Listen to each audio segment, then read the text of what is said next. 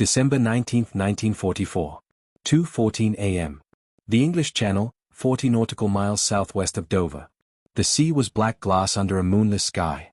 No lights showed on the Liberty ship cutting through the water, its hull groaning against the swell, its deck slick with frost. Below, in the forward hold converted to transport, 47 German prisoners huddled in darkness. They had not been told where they were going. They had not been given blankets.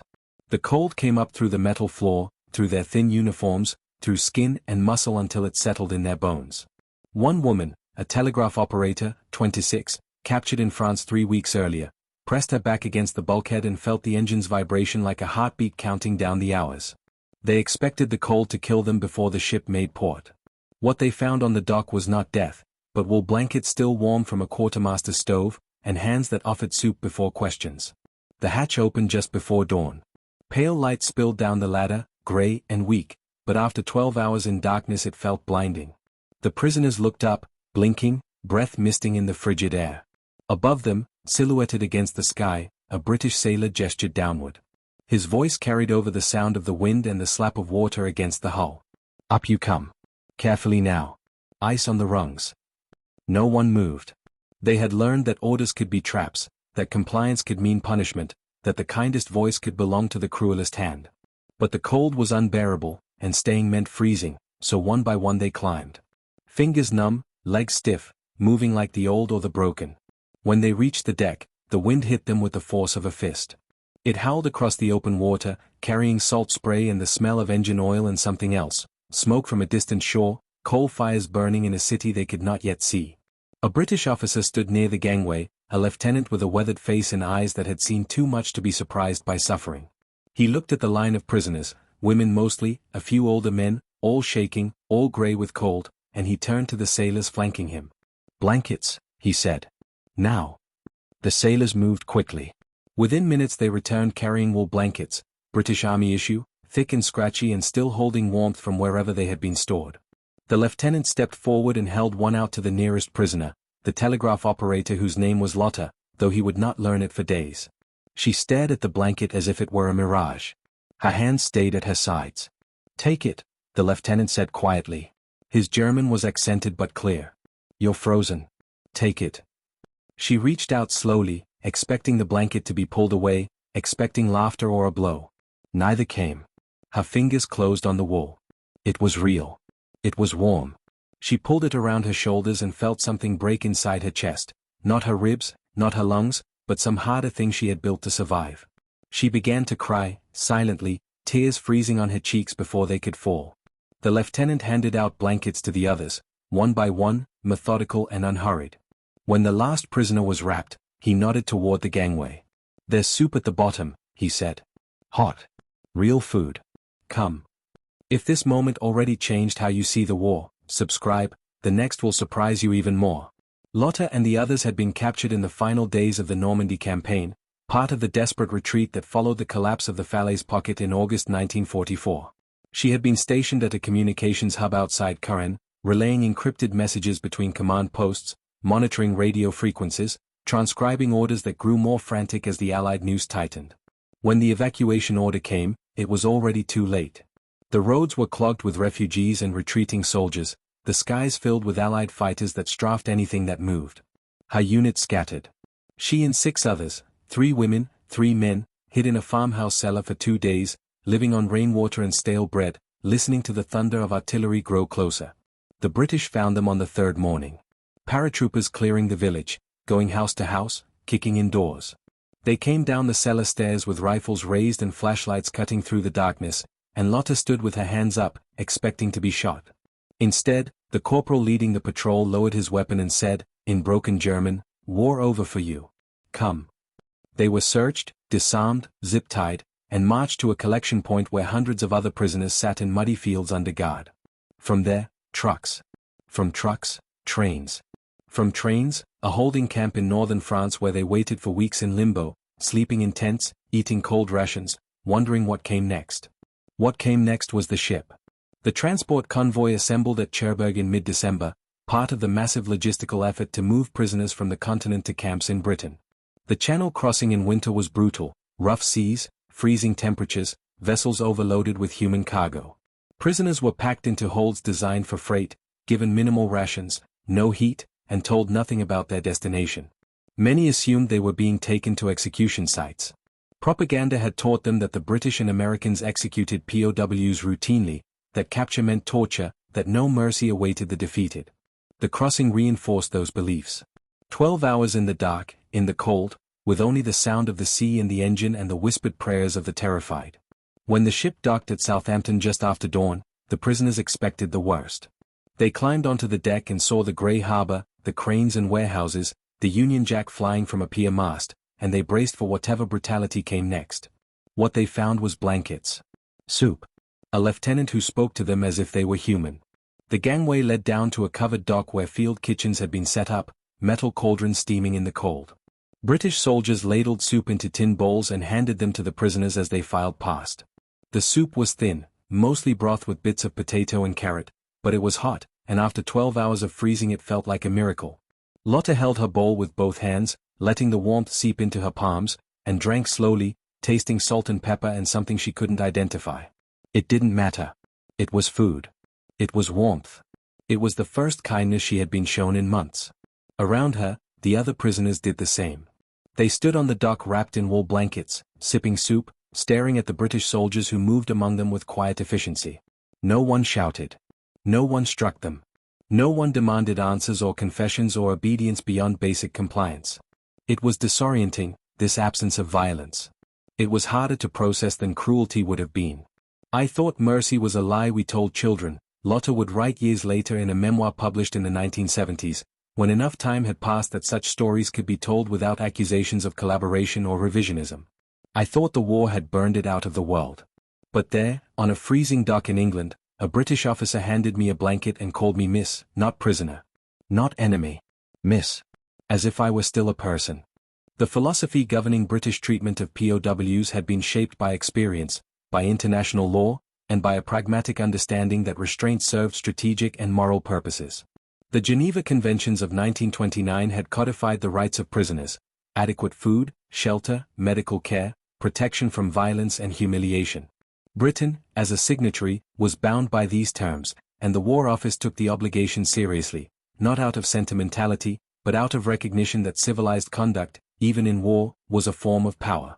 In 1940, a directive issued from London to all POW camp commandants laid out the guiding principles: prisoners are soldiers who have surrendered.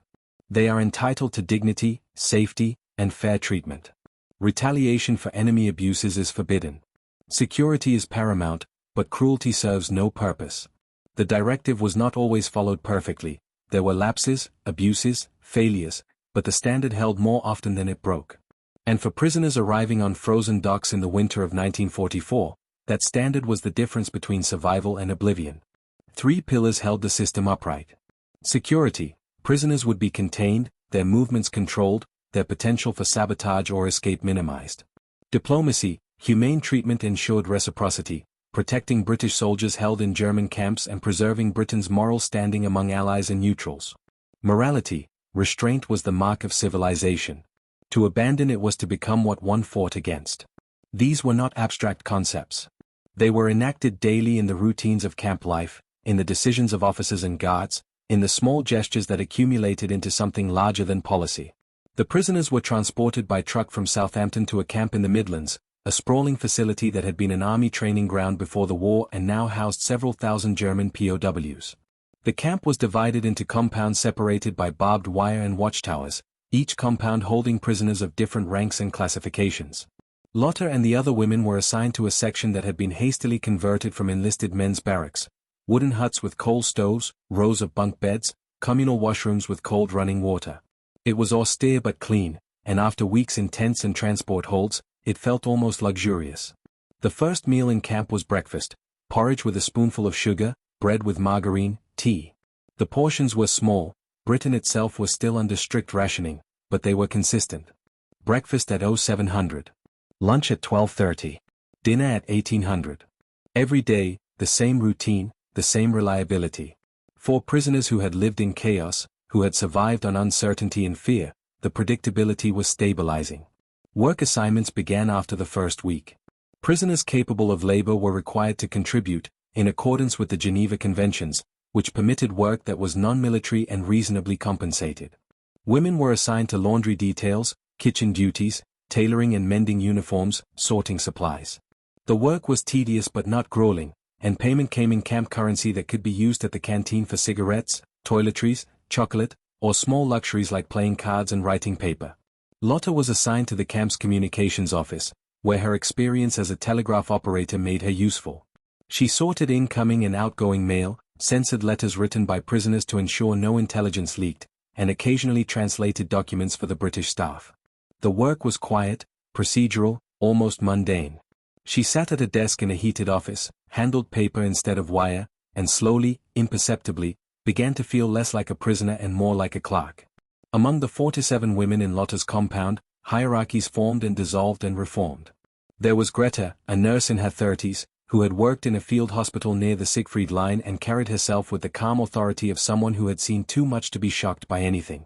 There was Anneliese, 19, a typist from Munich who cried herself to sleep for the first month and wrote letters to a mother she wasn't sure was still alive. There was Hilda, 42, a logistics clerk who had served in the Wehrmacht since 1941 and who appointed herself the group's unofficial leader, negotiating with the British, mediating disputes, enforcing a code of conduct that emphasized discipline and dignity. Each had her own story, her own path to captivity, her own fears about what came next. Greta had been captured when her hospital was overrun by American forces in September. Anneliese had surrendered voluntarily after her unit disintegrated in the chaos of the retreat. Hilda had been taken prisoner at a supply depot that collapsed without a shot fired, her commanding officer simply handing over the keys and walking away. They were not heroes. They were not villains. They were soldiers who had lost. In the evenings, after the last roll call and the locking of the barracks, they gathered in the dim light of the coal stove and talked. Not about the war, not at first, that was too raw, too close. They talked about small things, recipes they remembered, books they had read, places they wanted to see if the world ever stopped burning. Greta spoke about her father's bakery in Hamburg, the smell of fresh bread on Sunday mornings. Anneliese described the Christmas markets in Munich, the lights and music and the taste of roasted chestnuts. Hilda talked about hiking in the Bavarian Alps before the war, the silence of the mountains, the way snow muffled everything until the world felt new. These conversations were acts of survival. They were ways of holding on to humanity when everything else had been stripped away. We were not allowed to be ourselves during the war, Greta wrote in a letter to Lotta decades later, when both were old women and the past had softened into something that could be examined without flinching. We were uniforms, functions, tools. In that camp, for the first time in years, I felt like Greta again. Not a nurse. Not a prisoner. Just Greta, who liked books and hated the cold and missed her father's bread. The British Guards were a mixed group, career soldiers, conscripts, men too old or too injured for frontline duty. Some were kind. Some were indifferent. A few were cruel in small, petty ways, confiscating letters for minor infractions, assigning the worst work details to prisoners they disliked, making jokes that weren't funny. But overt brutality was rare, and when it occurred, it was punished. The camp commandant, a major in his 50s who had served in the First War and lost a son in this one, made it clear that mistreatment of prisoners would not be tolerated. He walked the compounds daily, inspected conditions, listened to complaints. He was not warm, but he was fair, and in a world where fairness had become a scarce resource, that mattered. One guard in particular stood out. His name was Corporal Davies, a Welshman with a soft accent and a limp from a shrapnel wound that had ended his combat service. He supervised the laundry detail where several of the women worked, and he did so with quiet competence and unexpected kindness. He brought tea during breaks. He allowed singing while they worked. When Anneliese fainted from exhaustion one afternoon, he carried her to the infirmary himself and made sure she was excused from work for 2 days to recover. Lotta asked him once why he was kind. They were standing outside the laundry hut during a cigarette break, the winter sun low and pale, the air sharp with cold. Davies lit a cigarette, exhaled smoke into the sky, and shrugged. "Because you're people," he said. "War doesn't change that." It was the simplest answer. It was also the truest. The ideological shift happened slowly, almost imperceptibly. The prisoners had been taught for years that the British were monstrous, that their empire was built on cruelty, that capture meant death or worse. But the reality, mundane, bureaucratic, occasionally even decent, contradicted everything they had been told. It was not a dramatic revelation, not a single moment of enlightenment. It was the accumulation of small experiences, a guard who smiled, a meal that arrived on time, a doctor who treated an infection without judgment, a commandant who listened. One evening in late January, Hilda received a letter from the Red Cross. Her husband, captured on the Eastern Front in 1943, was alive in a Soviet camp. The news left her shaking, tears streaming down her face, unable to speak. Corporal Davies, who had delivered the letter, stood awkwardly for a moment, then placed a hand on her shoulder. "Good news, then?" he asked gently. She nodded. He nodded back and left her to her tears. Later, when the others asked what had happened, Hilda told them. Then she said something that none of them had dared to say aloud: "Maybe we were lied to. About all of it." The silence that followed was heavy. Not uncomfortable, but weighty with the burden of realization. They had been lied to. About the enemy. About the war. About what mattered. And now, in the ruins of that deception, they had to decide what to believe. If you're seeing this war in a new light, subscribe. The next scene will challenge you even more. Christmas 1944 arrived with snow and a ration of Red Cross parcels. Each prisoner received a small box containing chocolate, cigarettes, tinned meat, and a handwritten card in German that read, "Season's greetings. From the International Red Cross." It was a small thing, almost trivial, but the gesture carried weight. Someone, somewhere, had thought about them. Someone had decided they deserved kindness. The camp commandant authorized a Christmas meal in the mess hall: roast potatoes, cabbage, tinned ham, and pudding made from hoarded rations. It was not lavish, but it was festive, and for a few hours the barracks felt less like a prison and more like a community. The women sang carols, Silent Night in German, "O Come, All Ye Faithful" in hesitant English, and some of the British guards joined in, their voices blending in awkward harmony. Corporal Davies brought a small Christmas tree to the women's compound, a scraggly pine he had cut from the woods beyond the camp perimeter. He set it up in the corner of the common room and produced a box of handmade ornaments: paper stars, tin foil angels, candles saved from ration packs. The women decorated it together, laughing for the first time in months, and when it was finished, they stood back and looked at it in silence. It was a fragile thing, that tree. But it was theirs. "I cried that night," Annalise wrote in her diary, which she had started keeping after the Red Cross provided notebooks and pencils. "Not because I was sad, but because I remembered what it felt like to hope. I had forgotten. The war had taken so much from me, and I thought hope was gone forever. But there it was, hanging on a crooked tree in a prison camp in England. A paper star. A tin angel.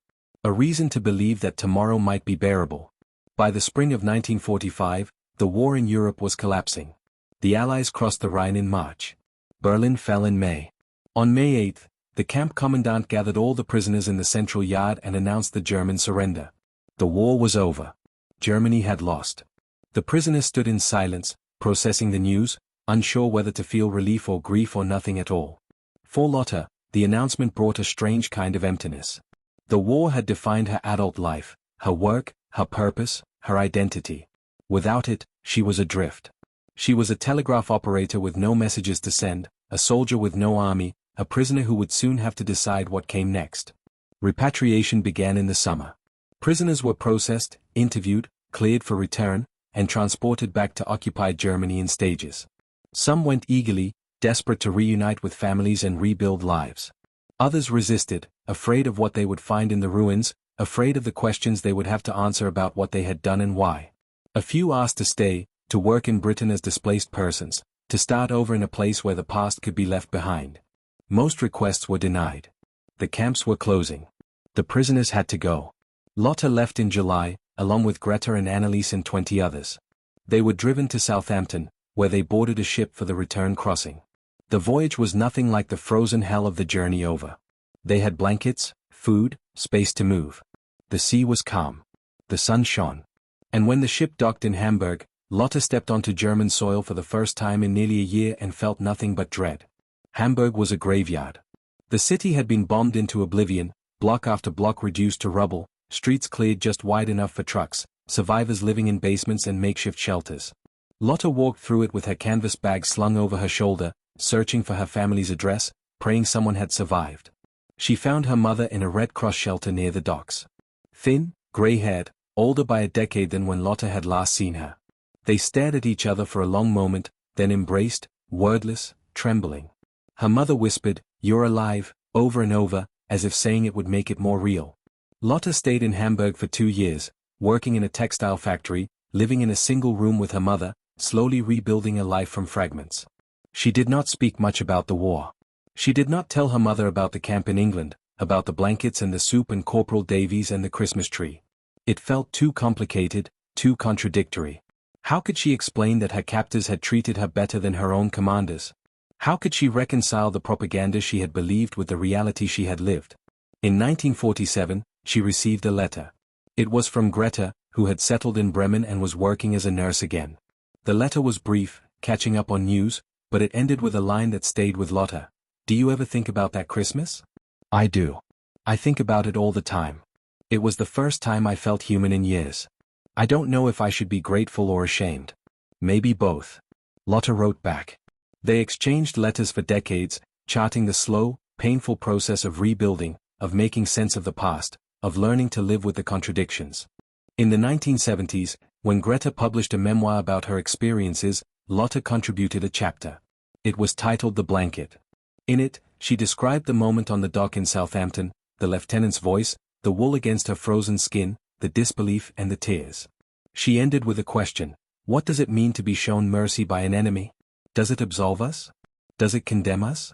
Or does it simply remind us that humanity persists, even in the darkest hours, even when we least deserve it? Decades later, in the 1980s, a historian researching British POW camps contacted Lotta. He had found her name in archived records, tracked her down through municipal registries. He asked if she would be willing to be interviewed. She was in her 60s by then, retired, living in a small apartment in Hamburg with a view of the rebuilt harbor. She agreed. The interview lasted 3 hours. The historian asked about conditions in the camp, about daily routines, about interactions with guards. Lotta answered carefully, trying to be accurate, trying not to sentimentalize or distort. At the end, he asked, "What do you want people to understand about what happened to you?" She thought for a long time. Then she said, "That decency is a choice. The British soldiers who guarded us had every reason to hate us. We had bombed their cities, killed their brothers, brought war to their shores. But they chose restraint. Not because we deserved it, but because they believed it was right. That choice saved us. Not just our lives, but our souls. I want people to know that even in the worst circumstances, even when hatred would be justified, decency is still possible." The historian published his findings in an academic journal. Lotta's testimony was quoted extensively. The story reached a small audience, scholars, students, a handful of interested readers.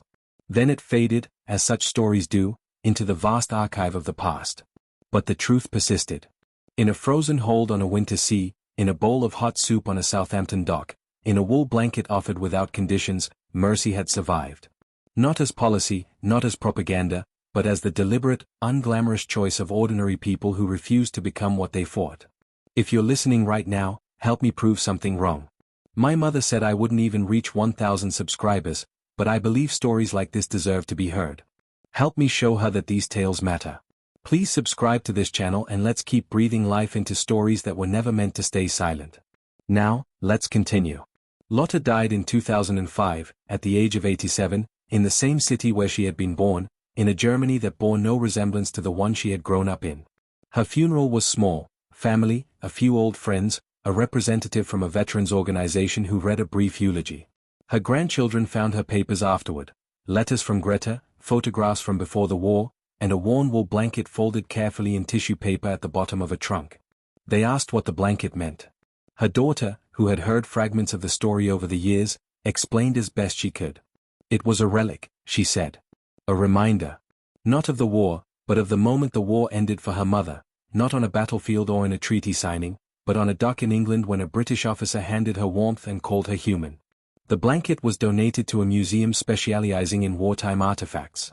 It sits now in a climate-controlled case, labeled with a placard that reads, "British Army Blanket, issued to German POW, December 1944. Donated by the family of, name withheld.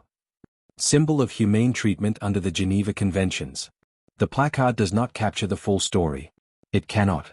But it points towards something essential, that in the frozen depths of total war, when nations had burned and cities had fallen and the very idea of civilization seemed like a quaint relic, a handful of ordinary men chose to act with restraint.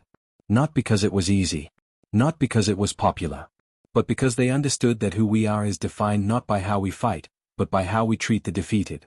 The sea was black glass under a moonless sky. 4 to 7 prisoners huddled in darkness, frozen and afraid, certain that death was coming.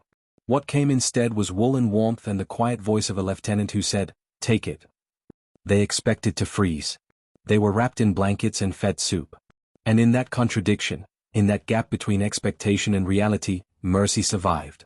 The war had taught them fear, restraint taught them that humanity endures.